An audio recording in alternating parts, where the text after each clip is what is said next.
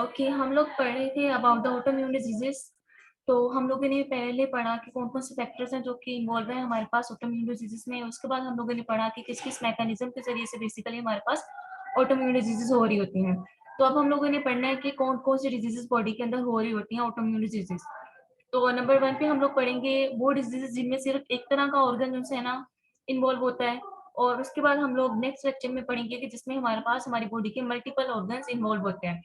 तो अब हम लोग पढ़ेंगे अबाउट वो ऑटोइम्यून डिजीज जिनमें एक तरह का ऑर्गन दूसरा ना अफेक्ट हो रहा होता है। उसमें हमारे पास हम लोग सबसे पहले पढ़ेंगे अबाउट द मल्टीपल स्क्लेरोसिस।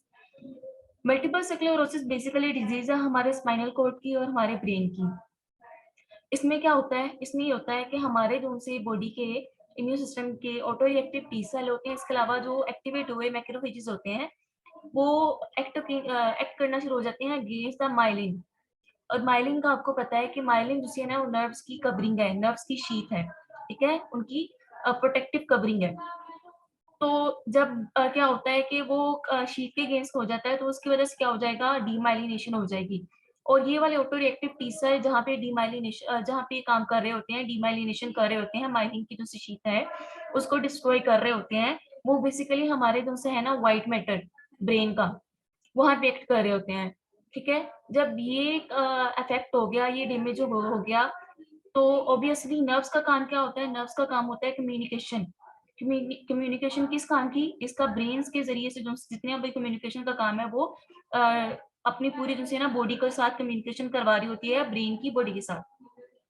अब जब डीमाइलिनेशन होगी यानी कि नर्व्स को डैमेज हुआ है, जब नर्व्स डैमेज हुई हैं तो जो सा सिग्नल था वो नहीं जा पाएगा ब्रेन के जरिए से बॉडी को। जब वो नहीं जाएगा तो ऑब्वियसली हमारे पास हमारे जो है ना बॉडी का सेंसरी जो सा सिस्टम है और एज वेल एज जो सा मोटर फंक्शन है बॉडी के अंदर हो रहे हैं वो अफेक्ट होंगे। ठीक है, यानी कि हम लोगों का जो है ना मोटर वाला सिस्टम जो कि हम लोगों को मूवमेंट वगैरह करवा रहा होता है वो सारा भी इफेक्ट हो जाएगा। इसके अलावा जिससे हमारी सेंसेस हो रही हैं वो वाला भी इफेक्ट हो जाएगा। तो इसी तरह से हमको सिम्टम्स आएंगे।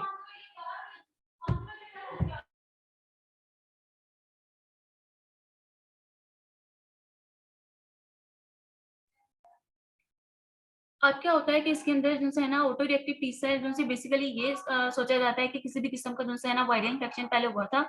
और वो लोग जिनके अंदर जो है ना, हम लोगों ने बात की थी ना, सबसे पहला फैक्टर क्या है, जेनेटिक प्री डिस्पोजिशन।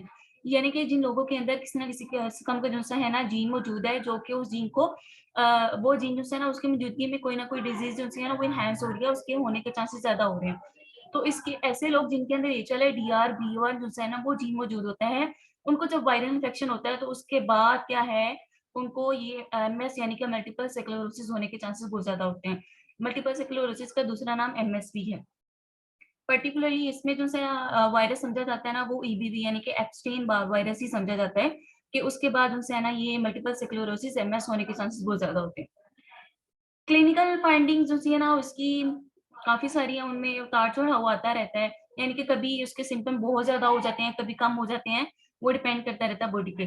तो इसको डायग्नोज कैसे करते हैं, इसको डायग्नोज करते हैं कि हम लोग जो है ना मैग्नेटिक रेजोनेंस इमेजिंग करवाते हैं, एमआरआई करवाते हैं।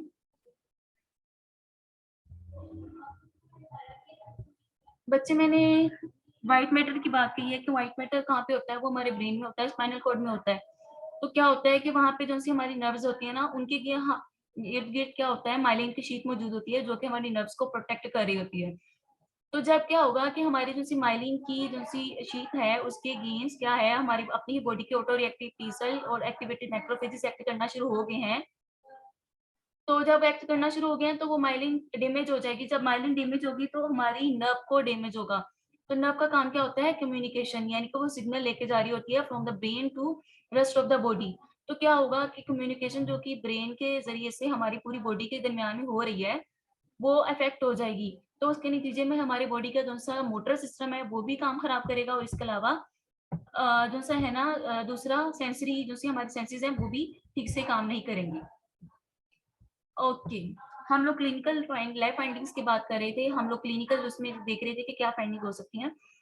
तो इसमें हम लोग क्या कर सकते हैं, इसकी डायग्नोसिस में हम लोग ये कर सकते हैं, क्लिनिकल फाइंडिंग की हम लोग ने ये बात कर ली कि मोटर फंक्शन जो है ना वो भी ठीक से काम नहीं कर रहा होता है इन लोगों का, यानी कि मूवमेंट भी इन लोगों की सही नहीं होती, नंबर 2 पे उनकी सेंसेस भी सही नहीं होती। क्योंकि सेंसिटिव फंक्शन और as well as motor function दोनों ही डिस्टर्ब होते हैं कम्युनिकेशन के डिस्टर्बेंस की वजह से। अब हम लोग बात करेंगे अबाउट द डायग्नोसिस। इसका डायग्नोसिस कैसे करते हैं? नंबर 1 पे तो ये होता है कि एमआरआई जब हम देखते हैं ना, तो उसमें उसके जो सा है व्हाइट मैटर, उसमें हम लोगों को व्हाइट कलर के जो से ना प्लाक्स नजर आ रहे होते हैं, ठीक है? उसमें हम लोगों को प्लाक्स नजर आ रहे होते हैं। इसके अलावा कुछ जो से है ना, अक्सर जो से है ना पेशेंट ऐसे होते हैं जिनकी बॉडी के अंदर जो सा है ओलिगोक्लोनल जो से है ना आईजीजी यानी कि इम्यूनोग्लोबुलिन अच्छी खासी क्वांटिटी में मौजूद होती है, लेकिन कोई खास किस्म का इसका लैब डायग्नोसिस अभी तक मौजूद नहीं है। बेसिकली जो है ना एमआरआई के जरिए से हम प्लाक्स ही देख रहे होते हैं, और प्लाक्स की मैं आपको पिक सेंड करूंगी। अब क्या होता है कि डिजीज अक्सर कभी ऐसा हो सकता है कि जो सा मोटर फंक्शन है और सेंसिटिव फंक्शन है वो बहुत ही ज्यादा डिग्रेड हो जाए, ठीक है? यानी कि जो से इसके सिम्टम्स हैं वो बहुत ही ज्यादा वर्सन हो जाए। तो उन वर्सनिंग डिजीज को उसकी वर्सनिंग वाले स्टेज में जाने से बचाने के लिए हम लोग क्या करते हैं, हम लोग अपने इम्यून सिस्टम को सप्रेस करने की कोशिश करते हैं। तो उसमें हम लोग क्या करेंगे, हम लोग इम्यूनोसप्रेसिव ड्रग्स देंगे। फॉर एग्जाम्पल हम लोग इंटरल्यूकिन 2 जो है ना उसके अगेंस्ट एंटीबॉडीज दे दें, और ये एंटीबॉडी ब्लॉकिंग है। इंटरल्यूकिन 2 जब ब्लॉक हो जाएगा, उसका रिसेप्टर ब्लॉक हो जाएगा, इंटरल्यूकिन 2 अपने रिसेप्टर के साथ बाइंड नहीं करेगा, तो बदले में क्लोनल एक्सपेंशन नहीं होगी, क्लोनल प्रोलिफरेशन नहीं होगी। सेल जो सा एक था वो आगे ज्यादा क्वांटिटी में नहीं बनेगा। नंबर 2 पे ब्लॉकिंग एंटीबॉडीज जो है ना वो दी जा सकती है अगेंस्ट CD20, और CD20 बी सेल की सरफेस के ऊपर मौजूद होता है, यानी कि बी सेल आगे एंटीबॉडीज नहीं बना पाएंगे, उस तरीके से इम्यून सिस्टम को सप्रेस किया जा सकता है। और नंबर 3 पे इंटर अल्फा 4 है ना, वो दे सकते हैं, जो कि ल्यूकोसाइट को इन्फ्लेमेशन वाली साइट पे जाने से रोकता है। सही हो गया। अब इसके अलावा जो सा है हम लोग इसके ट्रीटमेंट में बेसिकली दे रहे होते हैं इंटरफेरोन बीटा, और इसके अलावा जो है ग्लेटाइरामर, ठीक है? ग्लेटाइरामर वगैरह दे रहे होते हैं। इंटरफेरोन बीटा बेसिकली जो है ना गैमा इंटरफेरोन उसको ब्लॉक कर रहा होता है, और गैमा इंटरफेरोन का आपको काम पता है कि गैमा इंटरफेरोन क्या है, वो हमारे जो से है मैक्रोफेजेस उनकी एक्टिवेशन में इन्वॉल्व होता है। जब इंटरफेरोन बीटा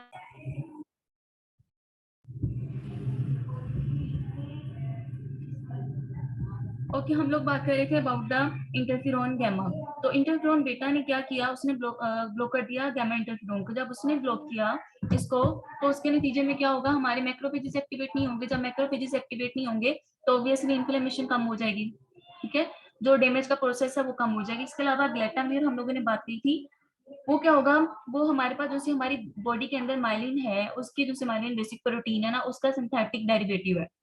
और बेसिकली ये काम किस तरीके से कर रही होती है कि जो है ना टी सेल की differentiation towards the regulatory T cell की तरफ बढ़ा देती है। और रेगुलेटरी टी सेल के बारे में हम लोग बारहा पढ़ चुके हैं कि उनका काम क्या होता है, उनका काम होता है कि इम्यून सिस्टम को सप्रेस करना, ठीक है? ये हम लोगों ने पढ़ लिया अबाउट द मल्टीपल स्क्लेरोसिस। अब हम लोग बात करते हैं क्रोनिक थायरोइडाइटिस। थायरोइडाइटिस यानी कि इन्फ्लेमेशन ऑफ द थायराइड। और थायराइड क्या है, थायराइड हमारी बॉडी का एक ग्लैंड है जिसका काम होता है कि बॉडी के मेटाबॉलिज्म को कंट्रोल करना, और बेसिकली थायरोक्सिन जो है ना उसको बना के ये कंट्रोल कर रहा होता है। अब हैशिमोटोस थायरोइडाइटिस जो है ना एक ऑटोइम्यून डिजीज है। इसमें क्या होता है कि हमारे जो सा है थायरोक्सिन बनने में जैसे हमारे T3 T4 और जो से है थायरोक्सिन, इनके बनाने में हमारे पास थायरोग्लोबुलिन और थायरोइड पेरोक्सीडेज ये चाहिए होते हैं, ठीक है? अब हमारा दूसरा थायराइड है ना T3 T4 और थायरोक्सिन, यही बनवा के अपना काम कर रहा होता है। अब अगर एंटीबॉडीज हमारी बॉडी के अंदर बन गई हैं अगेंस्ट द थायरोग्लोबुलिन या थायराइड पेरोक्सीडेज के अगेंस्ट, तो क्या होगा कि हमारे पास हमारे जो सा है थायराइड ग्लैंड है उसकी जो सा है फंक्शनिंग जो सा है एंटिटीज वो नहीं बन पाएंगी। जब वो नहीं बनेगी तो क्या होगा कि वो अपना काम ही नहीं कर पाएगा। एक तो ये काम हो गया, सही हो गया। नंबर 2 पे क्या होगा कि इन्फ्लेमेटरी प्रोसेस उस जगह पे एंटीबॉडीज की वजह से चल पड़ेगा, ठीक है? एंटीबॉडीज जगह पे क्या कर सकती हैं, इन्फ्लेमेशन का प्रोसेस भी स्टार्ट करवा सकती हैं, जो कि ग्रेजुअली क्या करेगा, ग्रेजुअली वो हमारी बॉडी के अंदर हमारे जो सा है थायराइड उसकी क्या करवा देगा, उसकी करवा देगा फाइब्रोसिस, ठीक है? फाइब्रोसिस करवा दी तो ऑब्वियसली हमारा फाइब्रोइड जो सा है फाइब्रोइड बनने की वजह से, फाइब्रोसिस होने की वजह से उसकी हमारा थायराइड अपना काम नहीं कर पाएगा।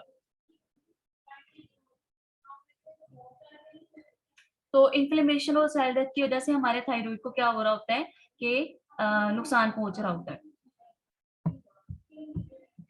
और बदले में हम लोग क्या कर रहे होते हैं कि हम लोग इसके ट्रीटमेंट में ये कर रहे होते हैं कि हम लोग प्री फॉर्म्ड में जो से हैं इसके थायराइड के हॉर्मोन्स T3 हो गया, T4 हो गया और थायरोक्सिन हो गया, ये हम लोग प्री फॉर्म में देना शुरू हो जाते हैं ताकि जो सा थायराइड ने काम करना था वो हम लोग वैसे ही उसको प्रोवाइड कर दें।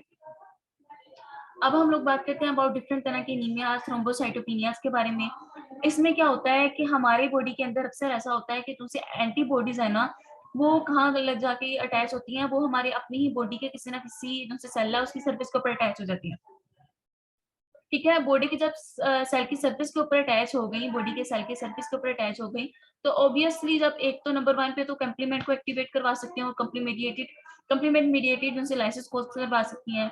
इसके अलावा क्या कर सकती हैं, आपको मैक्रोफेजेस को एक्टिवेट करवा सकती हैं, वहाँ पे इन्फ्लेमेशन करवा सकती हैं, यानी कि उस जगह पे क्या होगा, एक डिस्ट्रक्शन का एक कैस्केड चल जाता है। ठीक है, एंटीबॉडीज के जितने भी हम लोगों ने इफेक्ट पड़े हैं वो वहां पे आ सकते हैं। अब इसमें हम लोग एक एग्जांपल लेते हैं पर्नीशियस एनीमिया की। अब हमारी बॉडी में हमारे जो से है सेल की प्रोडक्शन में विटामिन B12 जो से है ना आरबीसी की प्रोडक्शन में भी काफी जरूरी होते हैं। तो क्या होता है कि एक बॉडी के अंदर स्टमक के अंदर जो से है ना प्राइटस सेल जो से होते हैं ना स्टमक के, वो बना रहे होते हैं इंट्रिंसिक फैक्टर्स। ठीक है, इंट्रिंसिक फैक्टर बना रहे होते हैं। अगर उसका काम क्या होता है कि उसका काम होता है कि जो सा विटामिन B12 हम लोगों ने खुराक के जरिए से लिया है वो स्टमक के जरिए से उसको उठाएं और उसको क्या करें, उसके एब्जॉर्प्शन करवा दें। एब्जॉर्प्शन के बाद वो बॉडी के अंदर काम में आ जाएगा। ठीक है, अब अगर एंटीबॉडीज बन गया अगेंस्ट इंट्रिंसिक फैक्टर तो डेफिशिएंसी हो जाएगी इन द एंड हमारे पास विटामिन B12 की, और विटामिन B12 की डेफिशिएंसी के नतीजे में हमारे पास पर्नीशियस एनीमिया हो जाएगा। मैम ये पॉइंट दोबारा रिपीट कर दे। विच वन बच्चे?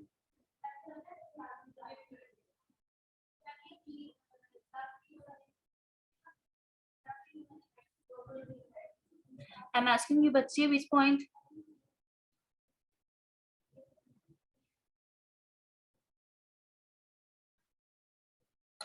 अभी अभी मैंने बात की अबाउट द पर्नीशियस एनीमिया, उसमें मैंने कहा है कि हमारी बॉडी में जो सा है विटामिन B12 की काफी जरूरत होती है, और विटामिन B12 हम लोग खुराक के जरिए से लेते हैं, यानी कि ये एसेंशियल विटामिन है, ये हमारी बॉडी के अंदर नहीं बनता। तो क्या होगा कि हमारी बॉडी में इसकी एब्जॉर्प्शन के लिए मैम ये जो एनीमिया और थ्रोम्बोसाइटोपेनिया वाला पॉइंट बताया ना आपने। अच्छा बच्चे, मैं वो रिपीट कर रही हूँ, आप गौर से सुने। मैंने अभी बोला कि विटामिन B12 हम लोगों की बॉडी में चाहिए होता है क्योंकि ये एसेंशियल विटामिन है, और आरबीसीज की प्रोडक्शन में भी चाहिए होता है हीमोग्लोबिन के लिए, यानी कि आरबीसीज की प्रोडक्शन में भी ये चाहिए होता है। तो क्या होगा कि इसकी एब्जॉर्प्शन के लिए क्या चाहिए, इसकी एब्जॉर्प्शन के लिए चाहिए इंट्रिंसिक फैक्टर, जो कि हमारे स्टमक के अंदर जो सेल मौजूद हैं प्राइटस सेल्स वो बना रहे होते हैं। अब जो सी एंटीबॉडीज बनी है बॉडी के अंदर, ऑटो एंटीबॉडीज, वो क्या है, वो हमारे जो सा है इंट्रिंसिक फैक्टर उसके अगेंस्ट है। जब इंट्रिंसिक फैक्टर जो सा है ना उसकी वो डिस्ट्रॉय हो गया तो ऑब्वियस सी बात है कि विटामिन B12 भी एब्जॉर्ब नहीं होगा। जब वो एब्जॉर्ब नहीं होगा इन द एंड हमारे पास पर्नीशियस एनीमिया हो जाएगा। किसकी वजह से? विटामिन B12 की एब्जॉर्प्शन ना होने की वजह से विटामिन B12 की डेफिशिएंसी हो जाती है। अब नंबर 2 पे हमारे जो से अगर एंटीबॉडीज हमारी बॉडी के अंदर जो से है ना प्लेटलेट्स उसके अगेंस्ट हैं, ठीक है, ओके, अगर वो अगेंस्ट हैं प्लेटलेट्स के अगेंस्ट, तो क्या होगा कि प्लेटलेट की डेफिशिएंसी, प्लेटलेट डिस्ट्रॉय होना शुरू हो जाएंगे। प्लेटलेट डिस्ट्रॉय होंगे तो बदले में प्लेटलेट की डेफिशिएंसी की वजह से क्या हो जाएगा, ऑटो बॉडीज की वजह से, ऑटो एंटीबॉडीज की वजह से जो से है थ्रोम्बोसाइटोपेनिक परपरा हो जाएगा, इम्यून थ्रोम्बोसाइटोपेनिक परपरा हो जाएगा। और डिस्ट्रक्शन किस तरीके से होती है एंटीबॉडीज की वजह से, वो हम लोग बारहा पढ़ चुके हैं। इसके अलावा ड्रग्स का एज अ हेप्टन के तौर पे काम करना भी हम लोगों ने काफी दफा पढ़ा है। उसमें क्या होता है कि हेप्टन जो है ना नॉन इम्यूनोजेनिक मॉलिक्यूल होता है। जब उसके साथ हमारी अपनी ही बॉडी की कोई नॉर्मल प्रोटीन अटैच होती है तो क्या होता है कि वो इम्यूनोजेनिक हो जाती है। ये दोनों का कॉम्बिनेशन क्या होता है, इम्यूनोजेनिक हो जाता है, और बदले में हमारी बॉडी के अंदर हमारा इम्यून सिस्टम एक्टिवेट हो जाता है, और वो हमारी अपनी ही बॉडी के जो सी नॉर्मल प्रोटीन उसके साथ बाइंड कर रही थी और इम्यूनोजेनिक हो गई है, उसके अगेंस्ट काम करके हमारी बॉडी में डिस्ट्रक्शन कोज करवा रहा होता है, और ये हमारी बॉडी के किसी भी सेल के सरफेस के ऊपर जाके अटैच हो सकते हैं, या कोई भी नॉर्मल बॉडी की प्रोटीन हो सकती है, ये हम लोग पहले से बात कर चुके हैं। अगर वो आरबीसीज के सरफेस पे हैं तो हिमोलिटिक एनीमिया करवा सकते हैं। ठीक है, अगर वो प्लेटलेट पे हैं तो वो थ्रोम्बोसाइटोपेनिया करवा सकते हैं। इस तरह से वो डिफरेंट तरह के काम कर सकते हैं।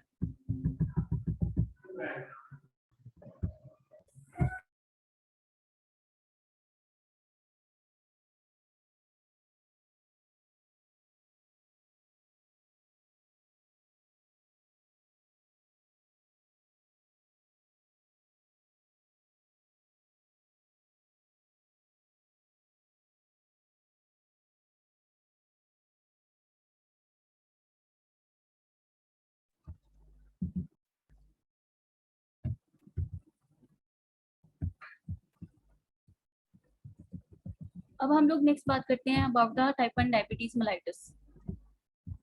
टाइप 1 डायबिटीज मेलाइटिस में क्या होता है कि हमारे जिनसे हैं बॉडी के अंदर इंसुलिन प्रोड्यूस हो रही होती है पेनक्रियाज में से सेल है उनके जरिए से। अब अगर ऑटो रिएक्टिव जिनसे टी सेल्स है ना वो क्या करना शुरू हो गए हैं, वो हमारे जिनसे पेनक्रियाज की इंसुलिन प्रोड्यूसिंग सेल्स हैं उनको डिस्ट्रॉय करना शुरू हो गए हैं। तो उसके नतीजे में क्या होगा, इंसुलिन नहीं बनेगी। जब इंसुलिन नहीं बनी है तो बदले में क्या हो जाएगा, डायबिटीज मेलाइटस हो जाएगा। अब बेसिकली जो से ज्यादातर हमारे जो से ऑटो रिएक्टिव टी सेल है ना वो काम कर रहे होते हैं अबाउट द अगेंस्ट द गैड। गैड का नाम है पूरा ग्लूटामिक एसिड डिकार्बोक्सिलेज, जिसको हम लोग शॉर्ट फॉर्म में गैड भी कहते हैं। जब ग्लूटामिक एसिड डिकार्बोक्सिलेज जो से है वो एंजाइम जो कि इंसुलिन की प्रोडक्शन में आ रहा होता है, उसके अगेंस्ट ये काम करना शुरू हो गए हैं टी सेल, उन्होंने उसको अटैक कर लिया है। तो क्या होगा कि जो से है हमारा इंसुलिन नहीं बनेगी। इसके अलावा कुछ ये भी कंसीडर किया जाता है कि ऑटो एंटीबॉडीज भी बन जाती हैं जो कि इन्हीं सेल के अगेंस्ट काम करना शुरू हो जाती हैं। या फिर ये हो सकता है कि जो सी ऑटो एंटीबॉडी बनी है ना वो बाकायदा खुद जो सी है ना इंसुलिन जो सी है उसके साथ ही बाइंड करना शुरू हो जाए और इसको वो खत्म करवाना शुरू हो जाए। अब ये माना जाता है कि कोक्साकी जो सा वायरस B4 है ना वो इंसुलिन डिपेंडेंट डायबिटीज मेलाइटस, जब उन्होंने माइस के अंदर इसका जो है ना एक्सपेरिमेंट करके देखा तो उन्होंने देखा कि जब हमारे पास कोक्साकी वायरस B4 है उसके इन्फेक्शन के बाद क्या है कि उस पर्सन को टाइप 1 डायबिटीज जो है ना टाइप इंसुलिन डिपेंडेंट टाइप 1 जो है डायबिटीज मेलाइटस होने के चांसेस बहुत ज्यादा है। क्यों? क्रॉस रिएक्टिविटी की वजह से। क्योंकि जो सा कोक्साकी वायरस की प्रोटीन है उसके अंदर 6 अमीनो एसिड सीक्वेंस वो हमारे ही जो है बॉडी के एंजाइम है गैट ग्लूटामिक एसिड डिकार्बोक्सिलेज, उसके साथ उसका जो है 6 अमीनो एसिड सीक्वेंस काफी ज्यादा मिलता जुलता है। और इस क्रॉस रिएक्टिविटी की वजह से क्या है कि जो सा इम्यून सिस्टम उसके अगेंस्ट एक्टिवेट हुआ था इस वायरस के अगेंस्ट, वो हमारी अपनी ही बॉडी को डिस्ट्रॉय करवाना शुरू हो गया। अपनी ही बॉडी के जो है ना सेल उनके उनमें से जो सा इंसुलिन का प्रोडक्शन का फिनोमेना है उसको डिस्ट्रॉय करवाना शुरू हो गया। तो इसमें हम लोग ट्रीटमेंट में क्या करेंगे, ऑब्वियस ही बात है हम लोग पर्सन को इंसुलिन देंगे। अब नेक्स्ट डिजीज के बारे में पढ़ते हैं जो कि जिसमें क्या होता है कि एंटीबॉडीज बनती हैं अगेंस्ट द रिसेप्टर्स। इसमें हम लोग नंबर 1 पे पढ़ते हैं जिसमें एंटीबॉडीज बनी है against the receptors of the insulin. अब अगर एंटीबॉडीज जो सी है ना रिसेप्टर जहाँ पे इंसुलिन ने बाइंड करना था और अपना काम करना था उन वाले रिसेप्टर्स पे बाइंड कर गई हैं, तो ऑब्वियसली उन वाले रिसेप्टर्स पे क्या होगा कि हमारी इंसुलिन जो सी नॉर्मल है बाइंड करने वाली है वो बाइंडिंग कर पाएगी। जब इंसुलिन बाइंडिंग कर पाएगी तो क्या होगा, इंसुलिन के इफेक्ट्स नहीं आएंगे तो बॉडी के अंदर इंसुलिन रेजिस्टेंट डायबिटीज हो जाएगी। यानी कि आप जितनी मर्जी इंसुलिन दे जाओ पर्सन जो है ना वो क्योर नहीं होगा। ये वाला बात होगी इंसुलिन रेजिस्टेंट डायबिटीज की। इसके अलावा मेरसेनिया ग्रेविस ये मस्कुलर वीकनेस की एक डिजीज है। अब इसमें क्या हो रहा होता है मेरसेनिया ग्रेविस में कि नंबर 1 पे हमारी बॉडी के अंदर न्यूरोट्रांसमीटर होता है। न्यूरोट्रांसमीटर का काम क्या होता है कि उसके नाम से समझ आ रही है कि न्यूरो यानी कि न्यूरॉन से जो ट्रांसमिशन कर रहा होता है सिग्नल्स की आगे हमारी बॉडी को, पर्टिकुलरली न्यूरोमस्कुलर जंक्शन पे। तो क्या होता है कि एसिटाइलकोलिन ने जिन रिसेप्टर्स के ऊपर बाइंड करना है ना और अपना ट्रांसमिशन करनी है सिग्नल्स की हमारे मसल्स को कि अभी ब्रेन की तरफ से ये सिग्नल आया तुम इस तरीके से कॉन्ट्रैक्ट करो या रिलैक्स करो, ये काम करना है तुमने। तो जब एसिटाइलकोलिन जो है वो अपने रिसेप्टर्स के साथ बाइंड ही नहीं कर पाया क्योंकि रिसेप्टर्स ऑक्यूपाई हो गए ऑटो एंटीबॉडीज से, तो एसिटाइलकोलिन अपना काम ही नहीं कर पाया और मसल जो है ना बदले में वो काम नहीं कर पाएगा और क्या हो जाएगा, मस्कुलर वीकनेस हो जाएगी। इसके अलावा मस्कुलर वीकनेस का एक और भी जो सा मैकेनिज्म है वो हो रहा होता है लैम्बर्ट एटन सिंड्रोम में। इसमें क्या हो रहा होता है कि जो सी एंटीबॉडीज हैं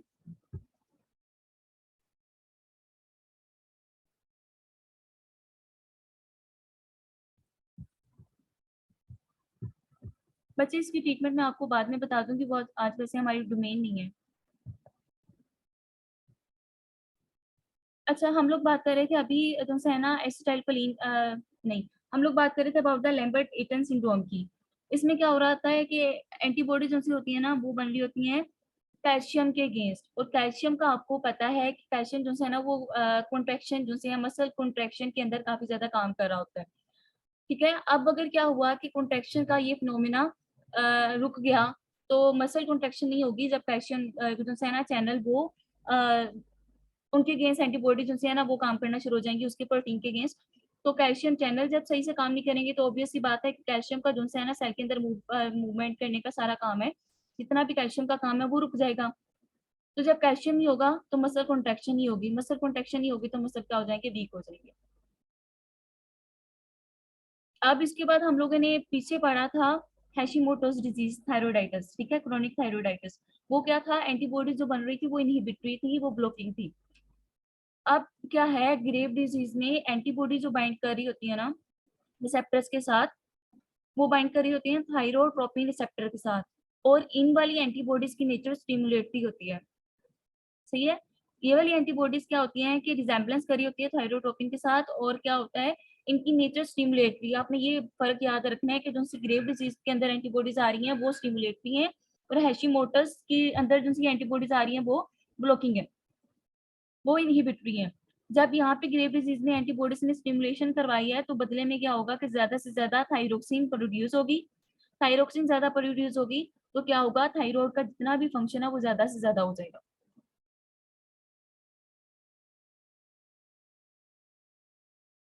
जो सा थायरोक्सिन का फंक्शन है ना वो ज्यादा हो जाएगा। अब उसके बाद हम लोग बात करें अबाउट द जीबी सिंड्रोम।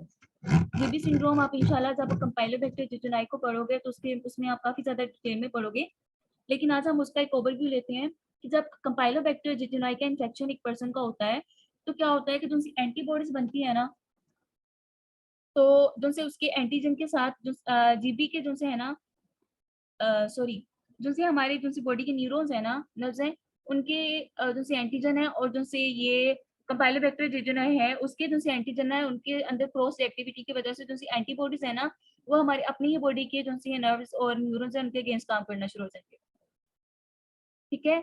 और जिसकी वजह से क्या हो जाएगा कि कम्युनिकेशन रुक जाएगी और पर्सन में पैरालिसिस हो जाएगा। लेकिन इसमें ये होता है कि जो सी है नर्व्स अफेक्ट हो रही होती हैं वो पेरिफेरी की हो रही होती हैं। जब पेरिफेरी की जो सी नर्व्स हैं वो अफेक्ट हो रही होंगी तो क्या हो जाएगा, बदले में हमारे पास हमारी बॉडी के जो सी पेरिफेरीज है ना वहां से पैरालिसिस होना स्टार्ट हो जाएगा। पैरालिसिस वहां से स्टार्ट होना शुरू हो जाएगा। और इसमें जो है जीबी सिंड्रोम में आपने एक बात याद रखनी है कि इसमें जो है ना पैरालिसिस है वो असेंडिंग हो रहा होता है, नीचे की तरफ से स्टार्ट हो रहा होता है। यानी कि फॉर एग्जांपल लेग से स्टार्ट हुआ और करता करता हमारे ऊपर की तरफ आना शुरू हो गया, ठीक हो गया। एंटीबॉडीज बनी थी मेम्ब्रेन गैंग्लियोसाइट के अगेंस्ट, नर्व्स के अगेंस्ट। तो क्या हुआ कि बदले में उन्होंने ऐसा ऐसा करके, सॉरी ऐसा ऐसा की बात कर रही हूँ कि क्या हुआ, एंटीबॉडीज बनी अगेंस्ट द गैंग्लियोसाइट्स के अगेंस्ट, इनकी नर्व्स वगैरह के अगेंस्ट पेरिफेरी में। तो वहां पे कम्युनिकेशन रुक गई, पैरालिसिस हो गया। और हुआ किस वजह से है, वही क्रॉस एक्टिविटी का मॉलिक्यूलर माइमिक्री का प्रोसेस इसमें इन्वॉल्व है।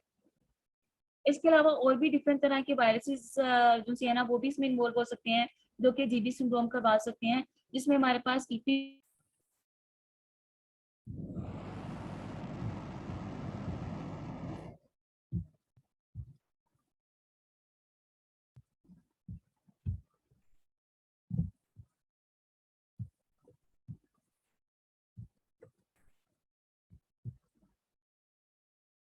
जो मैंने पहले बात कही थी बच्चे, मैंने ये बोला था कि कंपाइलोबैक्टर जो सा जेजुनाई है ना उसके अगेंस्ट जो सा है, जो सा इम्यून सिस्टम जो एंटीबॉडीज एक्टिवेट हुई थी कंपाइलोबैक्टर के एंटीजन के अगेंस्ट, उनकी क्रॉस एक्टिविटी किसके साथ है, उनकी क्रॉस एक्टिविटी है हमारी जो सी बॉडी के जो से है न्यूरॉन्स वगैरह उसके साथ।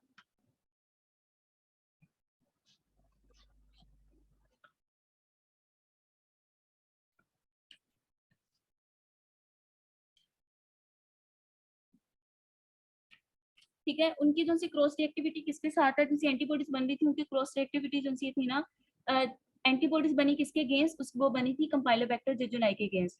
अब क्या हुआ कि उसके अगेंस्ट जो सी एंटीबॉडीज बनी थी वो मॉलिक्यूलर माइमिक्री के प्रोसेस की वजह से किसके अगेंस्ट एक्ट करना शुरू होगी, हमारी अपनी बॉडी के न्यूरॉन्स जो सी है ना उनके एंटीजेंस वगैरह के अगेंस्ट। इसके अलावा जो सी एंटीबॉडीज जो सी थी ना वो बनी मेम्ब्रेन गैंग्लियोसाइट के अगेंस्ट। जब क्या होगा, ये होगा, ये बनेगी मेम्ब्रेन गैंग्लियोसाइट के अगेंस्ट, तो न्यूरोपैथी हो जाएगी हमारे जो है ना पेरिफेरल नर्व्स की। जब पेरिफेरल नर्व जो है ना उनमें मसला आ गया, उनमें न्यूरोपैथी हुई, वो अपना काम सही से नहीं करेंगे, तो यानी कि हमारी पेरिफेरी के अंदर जो है ना मोटर फंक्शन वो अफेक्ट हो जाएगा। जब वो अफेक्ट होगा तो क्या हो जाएगा, हमारी पेरिफेरी से हमें पैरालिसिस होना स्टार्ट हो जाएगा, उस पर्सन को पैरालिसिस होना स्टार्ट हो जाएगा। और इसमें हम लोगों ने एक और बात कही कि जो सा जीबी सिंड्रोम है उसमें आपने एक बात याद रखनी है कि पर्सन को असेंडिंग पैरालिसिस हो रहा होता है, यानी कि वो from the down of the body start हो रहा है और आहिस्ता आहिस्ता वो मूव कर रहा है towards the up side of the body. इसको हम लोग कहते हैं असेंडिंग पैरालिसिस। इसके अलावा आप लोग और भी डिसेंडिंग पैरालिसिस पढ़ोगे, वो क्या होता है कि ऊपर से स्टार्ट हो रहा होता है बॉडी को, नीचे की तरफ जा रहा होता है। जीबी में क्या हो रहा है, इसमें हो रहा है हमारे पास असेंडिंग पैरालिसिस।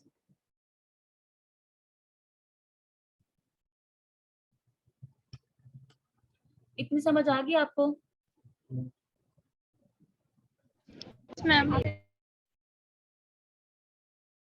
इसमें क्या हो रहा होता है कि हमारे जो सी पेरिफेरीज पे जो सी नर्व्स अपना काम कर रही होती है, मैंने अभी न्यूरोपैथी की बात की ना, उसमें मैंने ये बोला कि जो सी हमारे पेरिफेरीज के अंदर पेरिफेरीज पे जो हमारी नर्व्स वगैरह होती है ना, उनकी जो सी माइलिन शीट है वो डैमेज हो रही होती है, डीमाइलिनेशन हमारी पेरिफेरीज पे हो रही होती है, तो न्यूरोपैथी हो जाएगी और बदले में क्या हो जाएगा कि पैरालिसिस होगा, और ये पैरालिसिस कौन सा होगा, असेंडिंग पैरालिसिस होगा, क्योंकि पेरिफेरी से स्टार्ट होगा।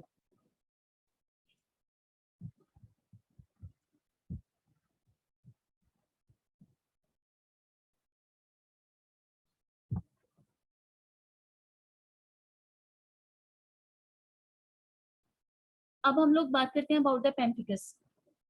पेम्फिकस हमारे पास हमारे बॉडी के अंदर एक जो सी है ना डिजीज होती है जो कि स्किन की होती है। अब स्किन का आपको पता है कि स्किन किससे मिलकर बनी होती है, स्किन एपिथेलियल सेल्स की बनी होती है, और एपिथेलियल सेल को आपस में कनेक्ट भी तो करना होता है, और उनको कनेक्शन कौन कर रहा होता है, उनके कनेक्शन कर रहा होता है जो सा है डेस्मोग्लिन। डेस्मोग्लिन एक प्रोटीन है, वो इनको आपस में कनेक्ट कर रही होती है। तो क्या हुआ कि जो सी बॉडी के अंदर ऑटो एंटीबॉडीज बनी है वो एक्ट करना शुरू हो गया अगेंस्ट द डेस्मोग्लिन। जब वो डेस्मोग्लिन के अगेंस्ट एक्ट करना शुरू हो गया तो डेस्मोग्लिन डिस्ट्रॉय हो गया, यानी कि बदले में क्या हुआ कि हमारी एपिथेलियल सेल जिन्होंने आपस में बाइंड करना था वो बाइंड नहीं होंगे, तो उनके दरमियान में जो उनसे गैप रह जाएंगे ना, वो आपस में टाइटली बाइंड नहीं किए होंगे, तो उनके दरमियान में जो उनसे गैप्स रह जाएंगे ना, वो वहां पे फ्लूइड फिल हो जाएगा। क्यों? क्योंकि हमारे जो एपिथेलियल सेल है वो आपस में टाइटली बाउंड नहीं है, तो वो टाइटली बाउंड ना होने की वजह से डिस्ट्रप्शन हो गया। डिस्ट्रप्शन जहाँ पे हुई है उस जगह पे क्या हो जाएगा, फ्लूइड फिल हो जाएगा, उन वाले स्पेस उन जगहों पे फ्लूइड फिल स्पेसेस बन जाएंगी। और यानी कि इस वाले डिजीज में क्या हो रहा होता है, इस वाले डिजीज में बेसिकली पर्सन को बड़े बड़े बॉडी के ऊपर छाले टाइप बन रहे होते हैं, ठीक है। ब्लिस्टर्स यानी कि बुल्लेस बन रहे होते हैं, जिसे हम उर्दू में छाले भी कहते हैं। Fluid fill vesicle type spaces जो सी है ना, वो बॉडी की के ऊपर बनना शुरू हो जाती है।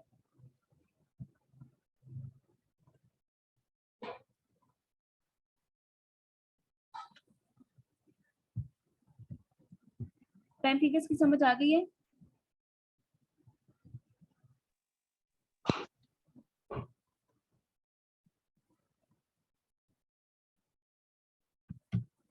पेम्फिकस में बेसिकली क्या हो रहा है, पेम्फिकस हमारी स्किन की डिजीज है, जिसमें क्या है कि बॉडी के ऊपर ब्लिस्टर्स यहाँ पे क्या बन रहे हैं, बुलर्स बन रहे हैं। और वो बन क्यों रहे हैं, बन वो इस वजह से रहे हैं कि जैसे हमारी body yes ma'am skin cell है उनको आपस में कनेक्ट करने वाला दूसरा एपिथेलियल सेल्स को आपस में कनेक्ट करने वाला दूसरा डेस्मोग्लिन है ना, वो डिस्ट्रॉय हो गया क्योंकि उसके अगेंस्ट ऑटो रिएक्टिव एंटीबॉडीज बन गई हैं। अब हम लोग नेक्स्ट बात करते हैं about the celiac disease. Celiac disease क्या है, इसको हम लोग सीलिएक स्प्रू या ग्लूटल एंथीरोपैथी भी कहते हैं। अब इसमें अगर हम लेमैन ना लैंग्वेज में बात करें तो हम ये कहते हैं कि सिंपली वर्ड में जब हम इसको एक्सप्लेन करते हैं सीलिएक डिजीज को किसी को भी, तो हम लोग कहते हैं कि जो सी ग्लूटन है ना उसका मेटाबॉलिज्म नहीं हो रहा होता। उस पर्सन के अंदर जो सा ग्लूटन है जो कि हमारे बीट बार्ले वगैरह में मौजूद होता है, वो जो सा है ना वो मेटाबोलाइज नहीं हो रहा होता। जब उसका मेटाबॉलिज्म नहीं हो रहा होता उसकी यानी कि उस उन पर्सन में क्या हो जाता है, उन पर्सन में ग्लूटेन इंटॉलरेंस हो जाती है। उन पर्सन के अंदर क्या हो जाती है, ग्लूटेन इंटॉलरेंस हो जाती है। अब सीलिएक डिजीज में पर्सन को हो क्या रहा होता है, पर्सन को बेसिकली ऐसा हो रहा होता है कि समटाइम्स समटाइम्स नहीं, उसको पर्सन को ये हो रहा होता है कि पर्सन को डायरिया हो रहा होता है, इसके अलावा उसके जो है ना, जब उसके अंदर उसकी डाइजेशन सही नहीं हो रही तो उसके स्टूल फैटी हो जाएंगे। इसके अलावा पेट में अक्सर जो है ना बच्चों के अंदर ही डायग्नोज आ जाती है, जब ये बच्चे होते हैं उस टाइम पे लोगों में डायग्नोज आ जाती है। तो उनमें क्या हो रहा था, उनकी जो सी एब्डोमिनल जो सा एरिया उनमें अच्छी खासी वो फूल जाता है, उनके पेट में दर्द अच्छी खासी रहना शुरू हो जाती है और वो फलते फूलते ही नहीं है बच्चे, सूखे सड़े से बच्चे रह जाते हैं। सही है। तो ये उनके साइन एंड सिम्टम्स होते हैं। और बेसिकली क्या हो रहा होता है कि जब वो बच्चों ने गंदम की रोटी खाई है, गंदम से बनी कोई भी चीज खाई है, तो उसके बाद उनको ये सिम्टम बहुत ज्यादा आना शुरू हो जाते हैं। तो उसके बाद इनको ये सिम्टम्स अच्छे खांसी आना शुरू हो जाते हैं। तो इसकी पैथोफिजियोलॉजी क्या है बेसिकली? इसकी पैथोफिजियोलॉजी ये है कि जो सी एंटीबॉडीज बनती हैं बॉडी के अंदर, वो एंटीबॉडीज या तो टिश्यू ट्रांसग्लूटामिनेज जो कि ग्लूटेन के मेटाबॉलिज्म में आ रहा होता है, उसके अगेंस्ट काम करना शुरू हो गई हैं, यानी कि ग्लूटेन का मेटाबॉलिज्म अफेक्ट हो गया है। इसके अलावा ग्लाइडन जो कि